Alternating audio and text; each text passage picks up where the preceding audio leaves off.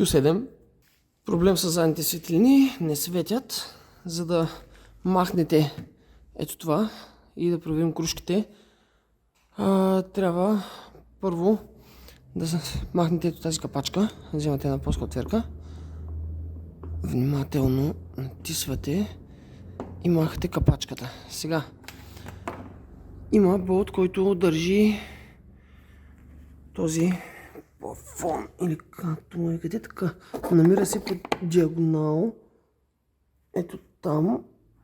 Една секунда само да фокусира. Стой. Така. Ето го там за кръстата отверка. Това нещо трябва да го развиете. Когато го развиете, това сточе ще падне. Така, вземате една по-дълга кръстата отверка. Пъхате по диагонал, развивате. Вече развихме. И не с това. И полека издърпваме стопчето назад. Така, това е начина за размонтирането.